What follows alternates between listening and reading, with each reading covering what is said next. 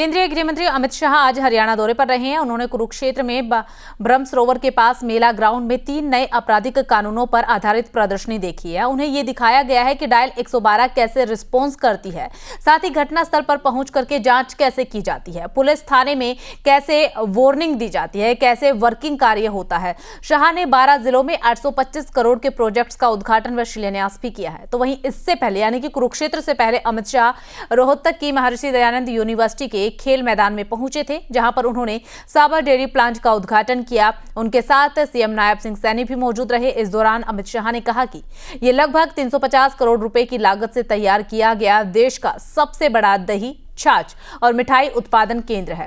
अब यहीं से पूरे एनसीआर की जरूरतें पूरी होंगी, इससे आय भी बढ़ेगी। आने वाले समय में 75,000 डेयरी समितियां बनाई जाएगी। तो वहीं विपक्ष का कहना यह है कि पिछले 11 सालों से प्रदेश में और केंद्र में बीजेपी की सरकार है। जितने हालात आज के समय पर किसानों के खराब है प्रदेश में, इतने हालात कभी भी किसानों के खराब नहीं हुए। किसानों को आज बस परेशानी का सामना ही करना पड़ रहा है। आज साबर डेयरी ने दूध का उत्पादन करने वाले किसानों के कल्याण के लिए लगभग 350 करोड़ से पूरे देश का सबसे बड़ा दही, छाछ और योगर्ट बनाने का काम और मिठाई का प्लांट बनाने का काम आज पूरा किया है। अब मालूम नहीं है साबर डेयरी वालों ने प्लांट यहां क्यों डाला। मैं आज चेयरमैन साहब को बताना चाहता हूं, दूध और छाछ अगर दही सबसे ज्यादा खाया जाता है तो हमारे हरियाणा में खाया जाता है। देखिए, माननीय मंत्री जी ने जो बात कही किसान और पशुओं के बारे में, वो बिल्कुल एक झूठ का पुलिंदा, क्योंकि पिछले 11 साल से इस देश और प्रदेश में बीजेपी की सरकार है और जो हालात ख़राब इस देश और प्रदेश के किसानों की इस राज्य में हुई, ये शायद कभी किसी ने सोचा भी नहीं था। आज किस प्रकार से किसान मारा मंडियों में फिरता है, कितने मोटे उन पर कट लगाए जा रहे हैं 200-250 रुपये पर क्विंटल के हिसाब से नमी के नाम पर, और किस प्रकार से आज खेतों में किसान की दुर्गति बीमारी की वजह से आज किसान की हालात इतनी बुरी बनी हुई है। तो सरकार को इस बात से कोई लेना देना नहीं, कोई चिंता नहीं, ये कोरी जुमलेबाजी है।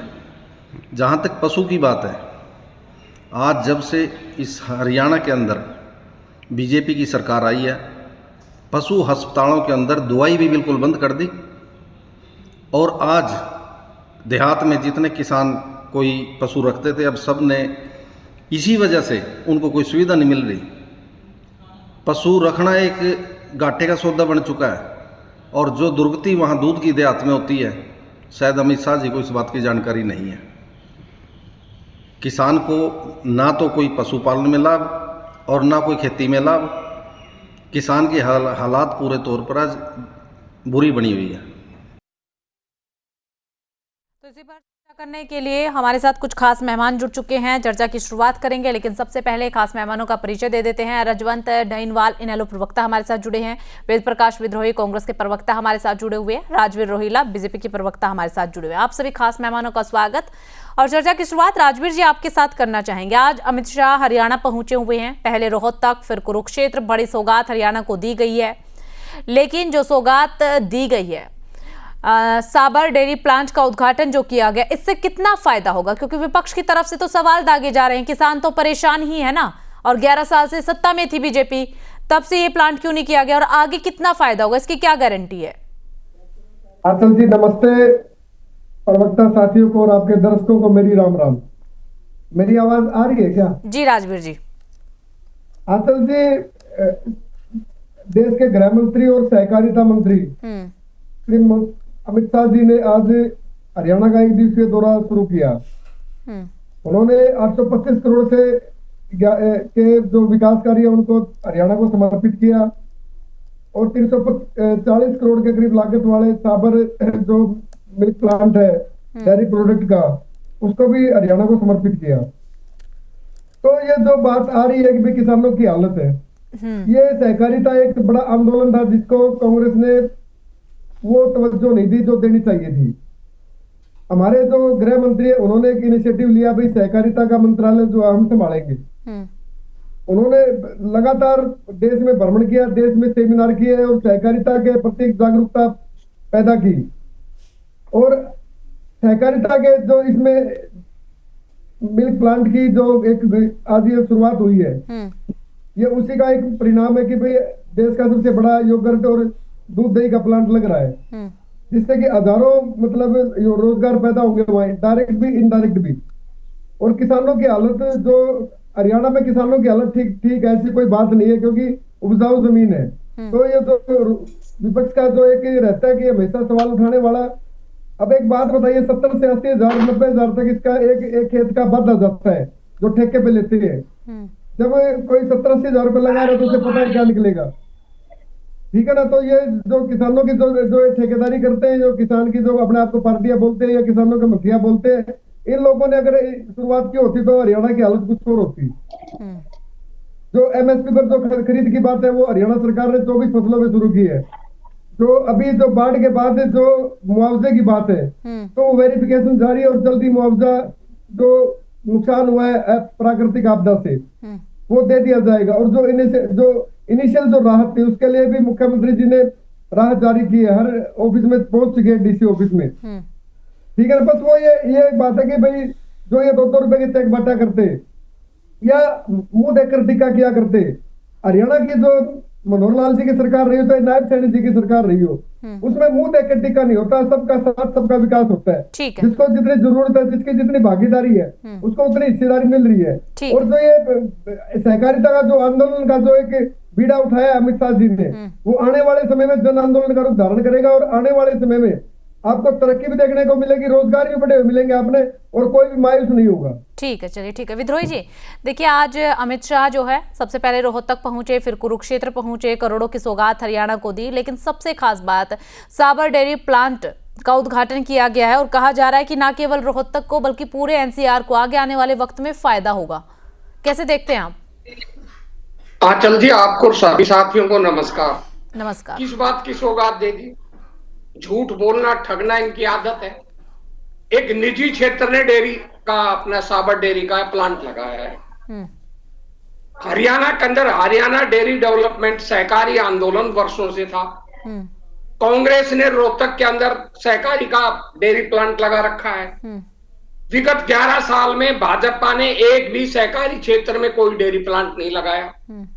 मेरे खुद के क्षेत्र में जाटूसाना में, जहां के मेरे भाई रजवंत इनेलो की प्रवक्ता भी हैं, जाटूसाना का प्लांट था वो बंद हो गया।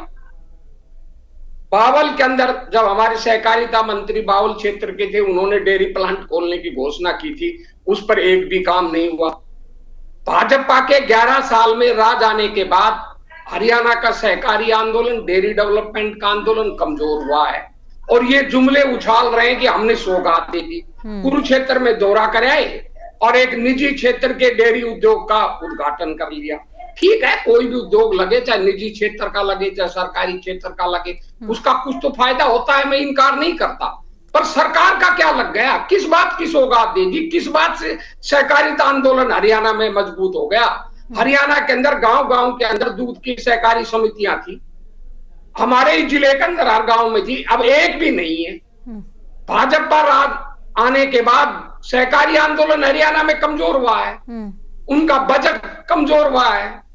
वीटा घी जो पूरे देश के अंदर बहुत अच्छा हरियाणा का डेयरी डेवलपमेंट कॉर्पोरेशन बनाता था, वीटा के घी है, वीटा का मक्खन था और कई प्रोडक्ट बनाता था, पीने के भी बनाता था, मिल्क शेक भी बनाते थे, वो कहां बन रहे हैं आज? क्या स्थिति है उनकी? अगर आप उनका आकलन करेंगे तो स्थिति बद से बदतर हुई है। और ठीक है, जो अपना पशुपालन विभाग था उनकी क्या स्थिति है? उसका बजट कम हो रहा है, पशु अस्पतालों की सुविधाएं नहीं हो रही, किसान के लंबे चौड़े दावे कर रहे हैं। ये कहते थे ना 14 फसलों के हम जो खरीफ की 14 फसलें एमएसपी पर खरीदेंगे। आप हमारे इनेलो के साथी से भी पूछ लेना, बाजरा एमएसपी पर खरीदा जा रहा है क्या? भावांतर योजना के तहत खरीदा जा रहा है। और अहिरवाल में सबसे ज्यादा बाजरा उत्पादक क्षेत्र है। एक भी मंडी के अंदर सुचारू रूप से खरीद व्यवस्था तक शुरू नहीं हुई है, जबकि 23 सितंबर से बाजरे की सरकारी खरीद शुरू हो रही है, पर हो नहीं रही, केवल जुमला है। धान की फसलों के अंदर 200 से लेकर 400 रुपए तक लास्ट लाइन धान की फसल मैडम एमएस पर खरीदने का जुमला उछाल रहे हैं और नमी के नाम पर 200 से 400 रुपए का कट लगा रहे हैं, जुमलेबाजी कर रहे हैं, कर कुछ नहीं रहे। वही वायदे किए जा रहे हैं लेकिन पूरा एक नहीं। ठीक है, इसका जवाब लूंगी राजवीर जी, लेकिन एक बार चर्चा में रजवंत जी को भी जोड़ लेते हैं। रजवंत जी, आप क्या कहेंगे आज अमित शाह के दौरे को लेकर और जो उद्घाटन आज किया गया है साबर डेयरी का, और साथ ही कुरुक्षेत्र में भी बड़ी सौगात दी गई है?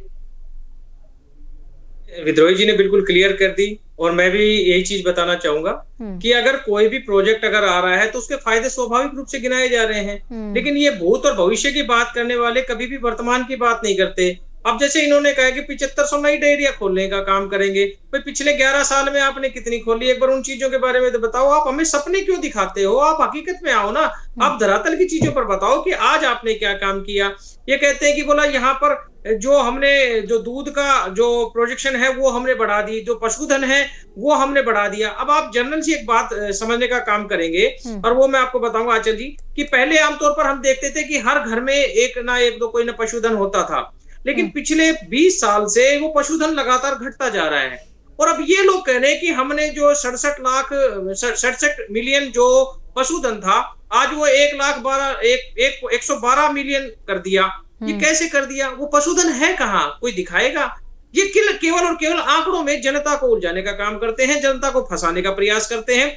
ग्राउंड रियलिटी कुछ नहीं है। आज अगर ये इतना बड़ा अगर ये कहते हैं कि हमने दूध का प्रोडक्शन बढ़ा दिया, हमने मिठाइयों का प्रोडक्शन बढ़ा दिया, तो फिर ये नकली और मिलावटी जो मिठाइयां आ रही हैं, दूध आ रहा है, ये किसके राज में आ रहा है? भाई आप इनमें क्या कार्रवाई कर रहे हो? और जर्नल सी एक चीज मैं आपको और बता देता हूं कि अब जैसे दिवाली का त्योहार आ रहा है, अब ये जो नकली खोए की खेप आएगी, नकली दूध आएगा, नकली पनीर आएगा, ये इसको रोकने का काम किसका है? ये सरकार का काम है। सरकार इस पर अंकुश लगाने में नाकाम रही है और लोगों को जहर परोसने का काम इस सरकार में ज्यादा हो रहा है।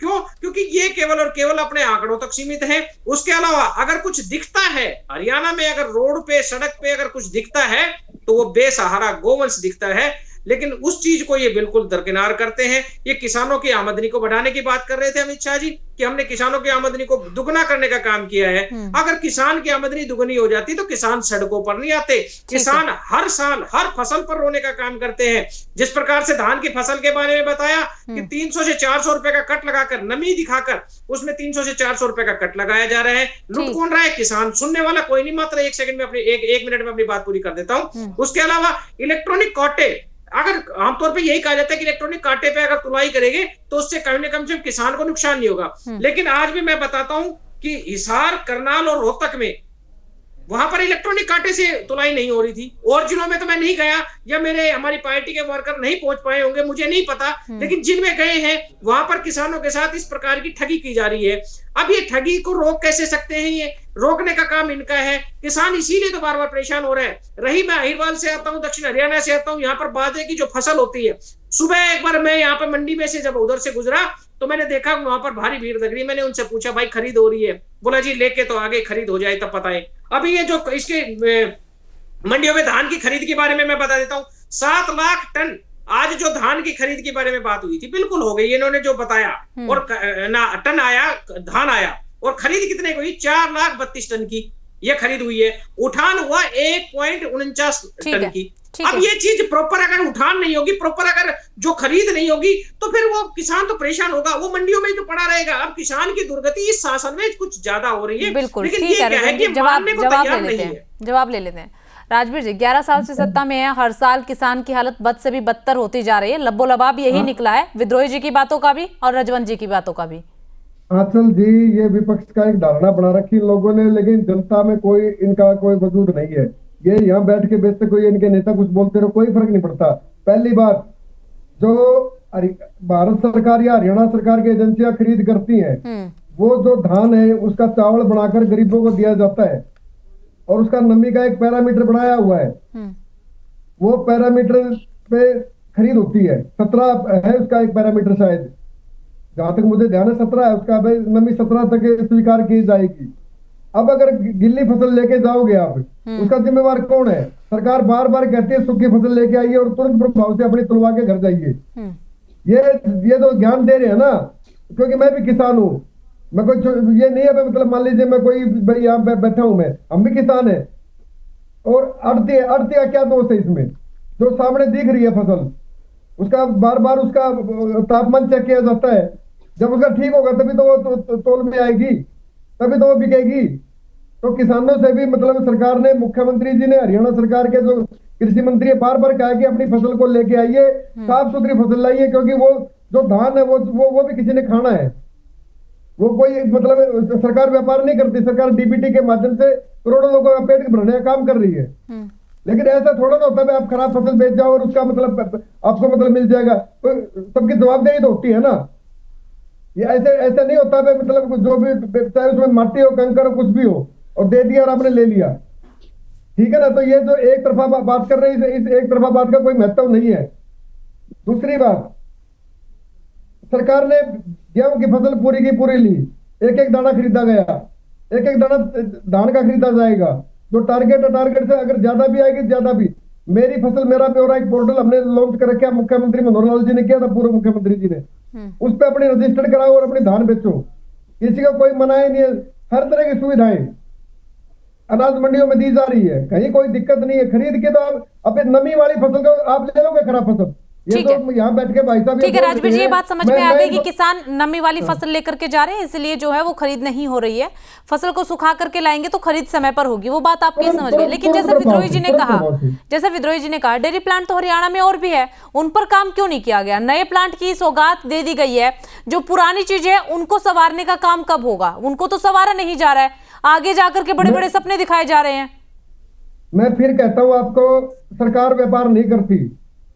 जो अगर कोई प्रोजेक्ट लगाएगा, सरकार उसमें सहयोग करती है। हमने सिंगल विंडो बना रखे हैं मंजूरी के लिए, सरकार का इतना सहयोग कम नहीं है। पहले जो फाइलें अटकी रहती थी महीनों तक, दशकों तक अटकी रहती थी, कांग्रेस के राज में, इनेलो के राज में, जो हमने सीएलयू का या जो हमने किया, हमने वो एमसी तक को जो है वहां तक दे रखी है हमने।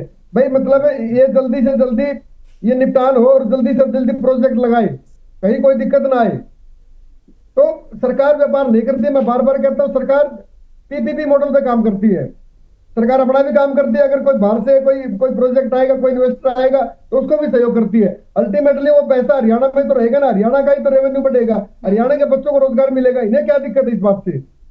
ठीक है, अगर ठीक है वेद प्रकाश जी, ये बात तो बिल्कुल सही है, ये बात तो राजवीर जी की भी बिल्कुल सही है कि हरियाणा का पैसा अगर हरियाणा में ही रहे, हरियाणा के युवाओं को ही रोजगार मिले, तो इसमें आपत्ति ही क्या है? मिल जाने दीजिए ना, हरियाणा का ही विकास होगा। मैडम, मैंने तो सीधा सवाल किया था कि झूठ बोल रहे हैं। 11 साल से इनका राज है। एक प्लांट का नाम बता देना कि हरियाणा डेयरी डेवलपमेंट कॉर्पोरेशन ने कौन सा एक प्लांट लगाया, एक का नाम बता दें। कितनी दुग्ध सहकारी समितियां बनाई, एक का नाम बता दें।